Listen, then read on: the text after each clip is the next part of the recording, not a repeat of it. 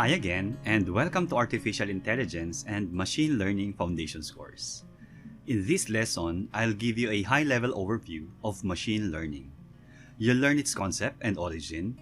You'll know the difference between data science and artificial intelligence in the context of machine learning. You'll understand the different ways on how a machine learns. We'll also explore some of the most popular machine learning algorithms which we are going to use in the succeeding lessons. You'll discover some of the real-world machine learning use cases. And finally, we'll take a look at some of the major challenges artificial intelligence and machine learning are facing. In our previous lesson, you learned the various limitations of rule-based system in the early days of AI, and one of which is scalability. Although rule-based systems are still in use today for many applications because of its simplicity, generally low effort and less cost. It is also less risky since rules have to be written by programmers, therefore rules do not update on its own. For example, if a domain expert has identified that an AI system only needs 50 fixed possible actions, then the programmer will manually write code for at least 50 possible rules. However, rules can limit AI systems' capabilities with fixed intelligence that can only do what they have been explicitly written to do. It cannot evolve because it cannot learn. In contrast, machine learning is adaptive because it tries to simulate certain human intelligence. There are still layers of underlying rules, of course, but these rules are not being explicitly written by the programmers. Instead, the machine has the ability to learn from the input data and formulate new rules on its own. So instead of using rules as an input, machine learning uses data as an input. Then, machine learning algorithms find patterns to the underlying data and formulate new rules so that the system can improve its performance over time. If you are a programmer that uses rules-based approach in most of your systems for quite some time, I am sure that you have encountered scenarios where there is no easily definable ways to solve a certain task using simple rules. There are situations where data are changing faster for you as a programmer to update all the systems and formulate new rules. If you fall into this category, then you need to start considering using machine learning in your AI-related systems. The term machine learning is actually old school. It is popularized by Arthur Samuel in 1959. He was one of the pioneers in the field of computer gaming and artificial intelligence. The Samuel checkers playing program is the first machine learning system that received public recognition, one of the world's first successful self-learning programs. This is a very early demonstration of the fundamental concept of artificial intelligence using machine learning. So, how do we formally define machine learning?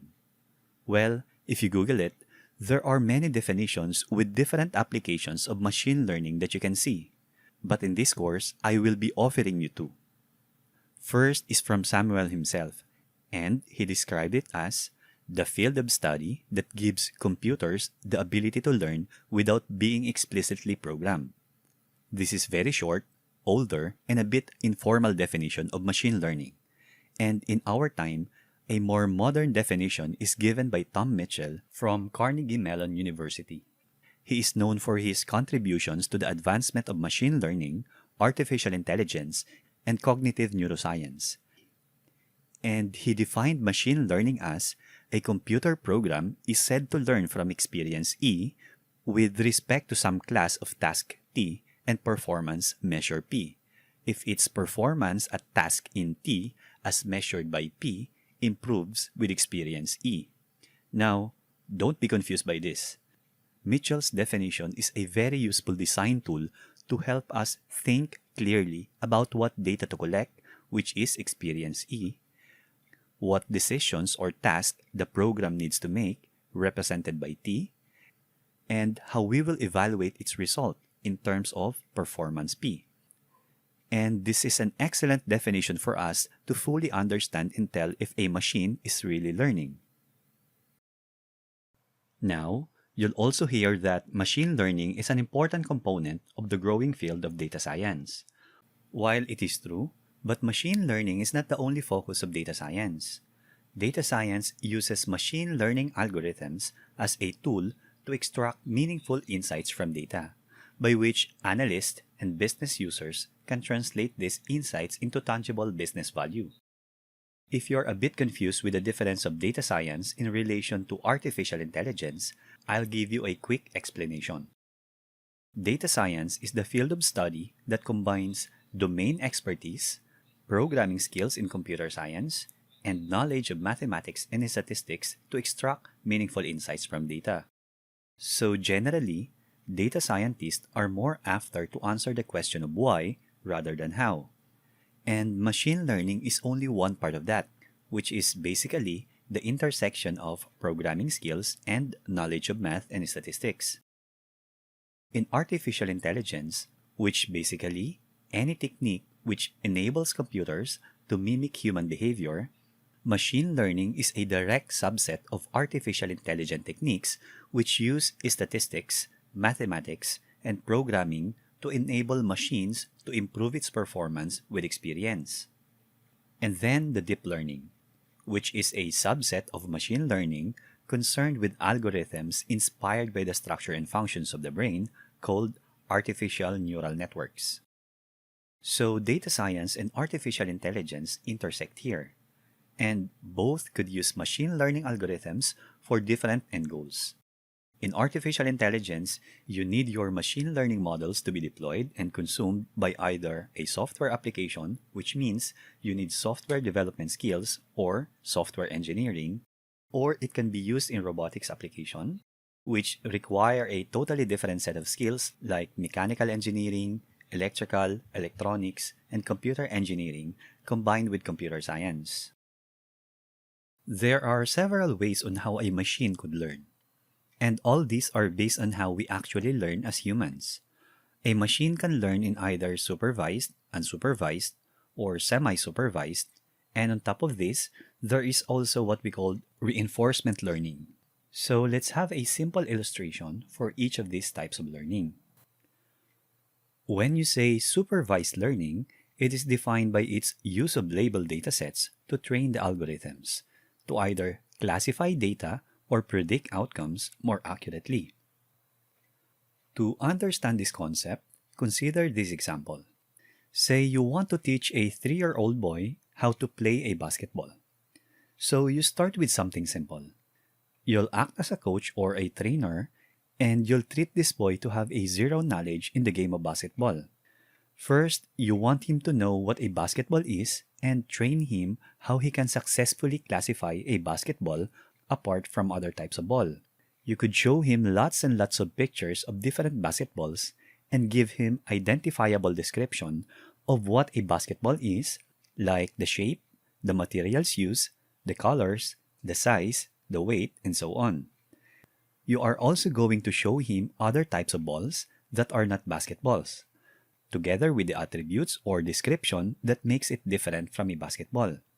In short, these attributes that tell whether it is a basketball or not are what we call features. And the boy's main task is to successfully classify whether a ball shown to him by you as his coach is a basketball or not. When you do this approach, this is what we call supervised learning. You are supervising the learning process of a 3-year-old boy by giving him lots and lots of labeled data, hoping that with his experience E, he could somehow improve his task T of classifying whether a ball is a basketball or not. And this is a very simple example of a classification problem, a binary classification to be specific. You as his coach needs to supervise his learning process. Of course, you don't expect that a 3-year-old boy can instantly classify a basketball apart from other types of ball just after seeing 5 different types of balls. There is not enough experience E, or should I say training data set. So now, after showing lots and lots of different images of basketballs and other types of balls, how can you determine if this 3-year-old boy has really learned? Well, it is time for you to test him. Show him different images of balls that he has never seen before during his training phase, and measure how many of his guesses are correct and how many are not. Through this, we can measure his performance. And if his measured performance P is acceptable, then we can say that the boy has learned. There are many real-world applications where supervised machine learning are used. A good example is a spam detection, a program to determine if an email is a spam or not spam. Of more than 300 billion emails sent every day, at least half are spam. Email providers have the huge task of filtering out the spam and making sure their users receive the messages that matter.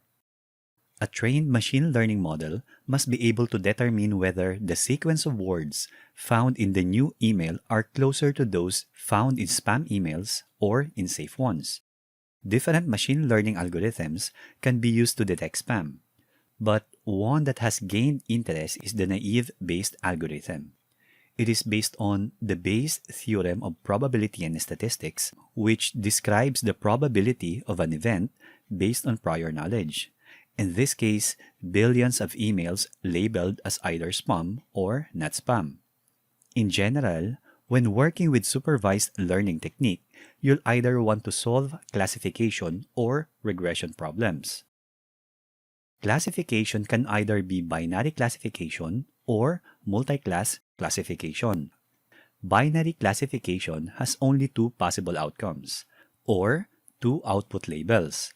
Like in our previous example, classifying a ball either basketball or not basketball, detecting if our email is likely to be a spam or not spam, predicting whether a basketball team will win or lose, predicting if a patient will die or survive, or predicting if a student will pass or fail. There are infinite use cases that can be solved using the same approach of binary classification. And some of the most popular machine learning algorithms that you can use for binary classification include logistic regression, k-nearest neighbors, decision trees, support vector machine, and naive Bayes. Multi-class classification refers to those classification tasks that have more than two class labels or more than two possible outcomes. For example, plant species classification, dog breed detection, optical character recognition, and so on. In a multi-class classification, examples are classified as belonging to one among a range of known classes. Some popular machine learning algorithms that can be used for multi-class classification include k-nearest neighbors or KNN, decision trees, naive Bayes, random forest, and gradient boosting. There are also other types of classification such as multi-label classification and imbalance classification, but we are not going to explore on those. Aside from classification, you can also perform regression when using a supervised machine learning approach. The main difference is that in classification, the output variable is categorical, while in regression, the output variable is continuous or numerical. For example, you can use any of the binary classification algorithms to predict if your basketball team will win or lose. But if you want to predict the score of your team based on the playing time of your star player perhaps, then you need to use regression analysis, because the output value you're trying to predict is not categorical. You are not classifying your output to any of the labeled classes. Instead, you want a number, a continuous value that is more likely will be your team's score at the end of the game. You can use regression algorithms to accomplish similar real-world problems such as estimating the value of a house or apartment for sale depending on the total floor area, number of bedrooms, number of floors, and so on. Or your college admission entrance exam based on your high school's math and science grade. The examples of the common regression algorithms include linear regression, support vector regression, and regression trees. So just to clarify, a logistic regression has the same name regression in its name, but it is not a regression algorithm. It is a classification algorithm, so do not be confused by this. In an unsupervised learning approach, You use it when you do not have any outcome variables to predict. Recall that in a supervised learning, you act as a trainer or a coach wherein input and output variables are given so that the supervised machine learning algorithms can be trained using this labeled data. But in an unsupervised learning, only the input data will be given and the algorithms are expected to find patterns on its own, usually either by clustering or by association. Unsupervised techniques aim to uncover hidden structures by training your machine with unlabeled data. For example, if we use the same 3-year-old boy example earlier, if our approach in teaching him is unsupervised learning, then he could learn but not in a way you expected. Instead of him be able to classify whether a ball is a basketball or not, he may come up with a totally different learning outcome. He might produce groupings or clusters based on what he observes. He can cluster different balls based on how he makes sense of it because the data he is working on is unlabeled. Perhaps he might group it based on the size, or perhaps based on the color, or based on the texture, and he might probably give a strange name for each group. The number of classes he could generate from the input data is unknown. Perhaps he can form 3, 4, or 5 groups depending on how he makes sense of the given data. Clustering is an important concept when it comes to unsupervised learning. It mainly deals with finding a structure or pattern in a collection of uncategorized data. Clustering algorithms will process your data and find natural clusters or groups if they exist in the data. Association rules allow you to establish association amongst data objects inside large databases. This unsupervised technique is about discovering exciting relationships between variables in large datasets. For example, people that buy new home are most likely to buy new furniture. Or you can group shoppers based on their browsing and purchasing histories. Or movies may be grouped depending on the ratings given by the viewers. Unsupervised learning can also be used in dimensionality reduction. In practice, this could be realized as removing a column from your dataset from further analysis. Commonly used methods or algorithms in unsupervised learning are neural networks, k-means clustering, probabilistic clustering, and more. A semi-supervised learning is an approach to machine learning that combines a small amount of labeled data with a large amount of unlabeled data during training. Semi-supervised learning falls between unsupervised learning with no labeled training data and supervised learning with only labeled training data. It is a special instance of weak supervision. For example, in some classification task, which is supervised learning, you don't need to label all your training examples. Instead, you can use semi-supervised learning to automate the data labeling process with a bit of help. So, one way to do a semi-supervised learning is to combine clustering and classification algorithms. Clustering algorithms are unsupervised machine learning techniques that group data together based on their similarities. The clustering model will help you find the most relevant samples in your dataset. You can then label those and use them to train your supervised machine learning model for classification tasks. Say you want to train a machine learning model to classify handwritten digits. For us humans, recognizing these handwritten digits is not a problem, but for a machine, it is quite complex. So if you have millions of unlabeled images of digits, then manually labeling every example is not an option for you. And in this case, you would use a semi-supervised learning to create your AI model. First is to use k-means clustering to group your samples. K-means is a fast and efficient unsupervised learning algorithm, which means it doesn't require any labels. When training the k-means model, you must specify how many clusters you want to divide your data into. Naturally, since you're dealing with digits, your first impulse might be to choose 10 clusters for your model, but bear in mind that some digits can be drawn in different ways. In general, the number of clusters you choose for the k-means machine learning model should be greater than the number of classes. In this case, you can choose, say, 50 clusters, which should be enough to cover different ways digits are drawn. After taking the k-means model, your data will be divided into 50 clusters. Each cluster in a k-means model has a centroid, a set of values that represent the average of all features in that cluster. Then you choose the most representative image in each cluster, which happens to be the one closest to the centroid.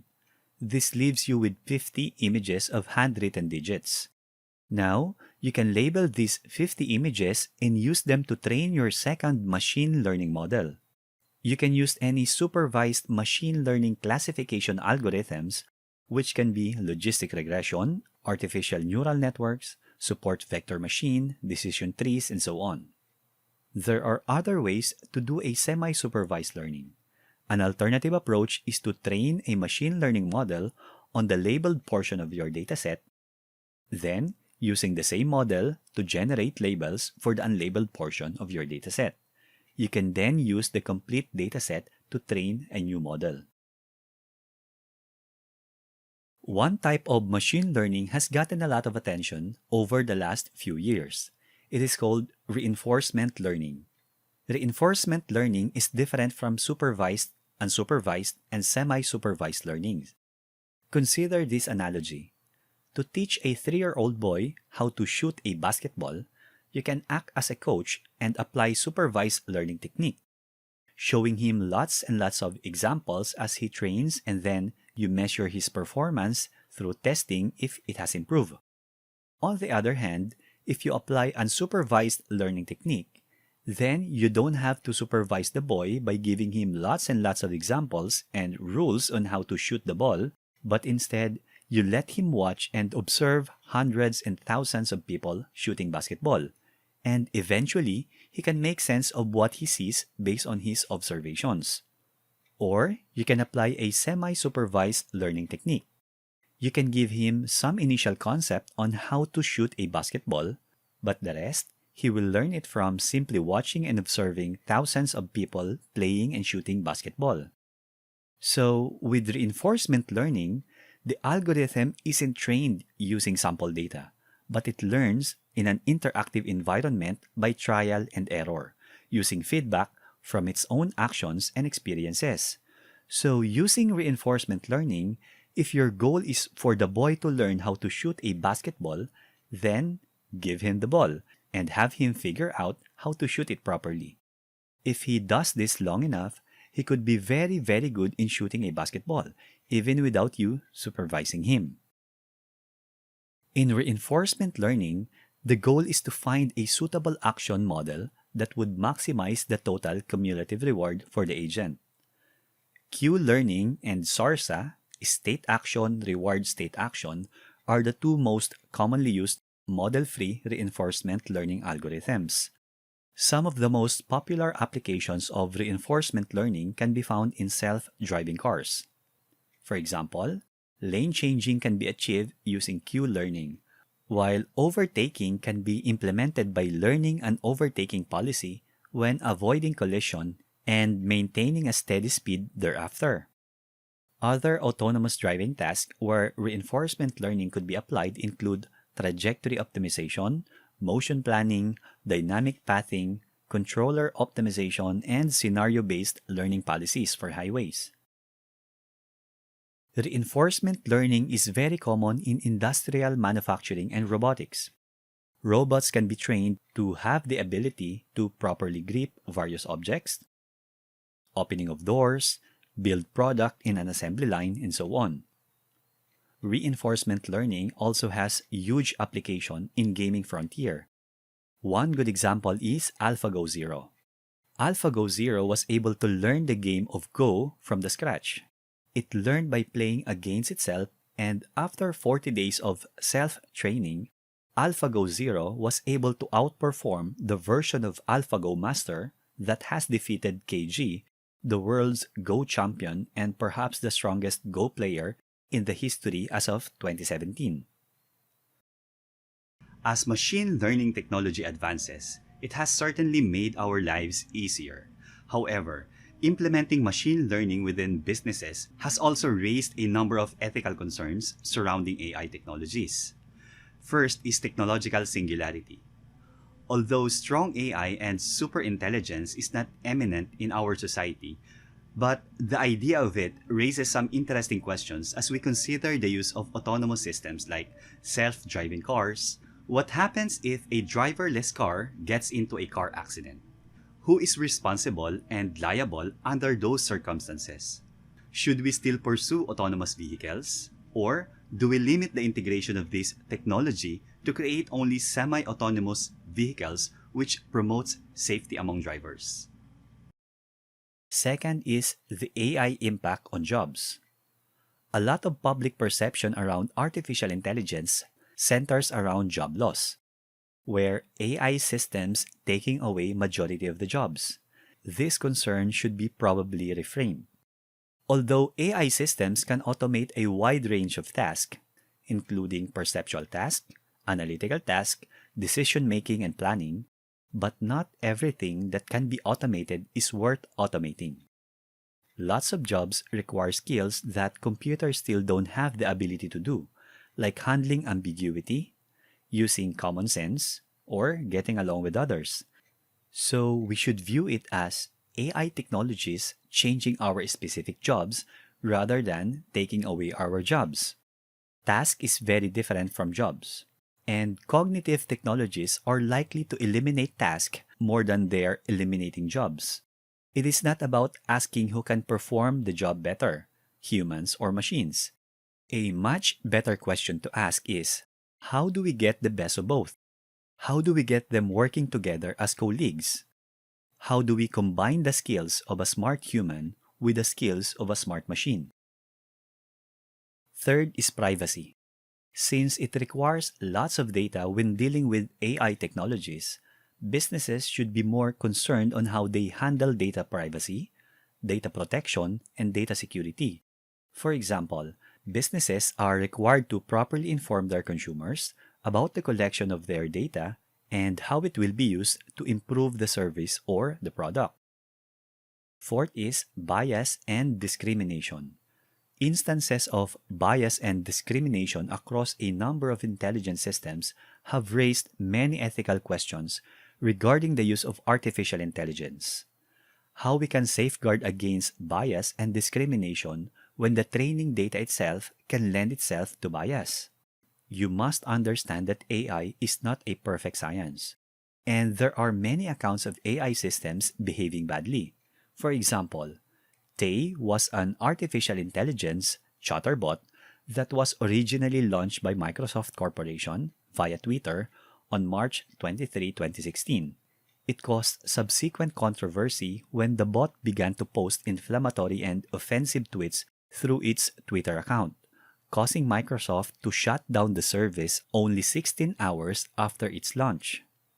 Another example is the Correctional Offender Management Profiling for Alternative Sanctions, or COMPAS.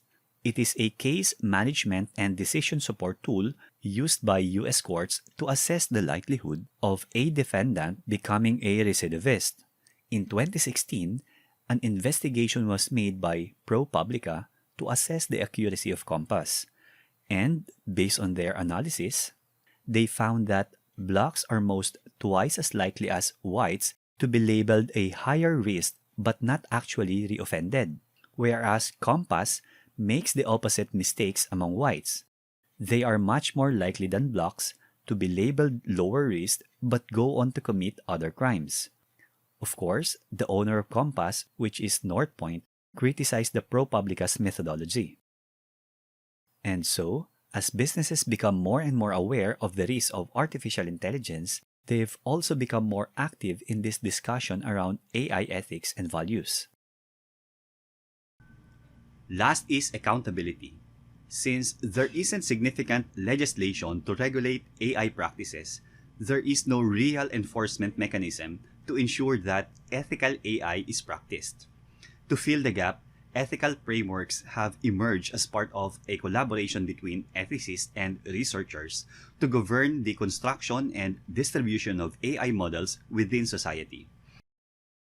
So, when working with your next AI project, always be mindful of these several challenges that you might face when incorporating artificial intelligence and machine learning in your business.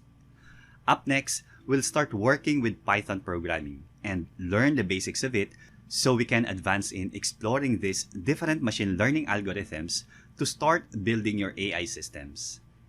And again, thanks for watching. And if you learned something of value, please click the like and subscribe button for more programming tutorials. This is Joe Edgo and hope to see you again in the next lesson.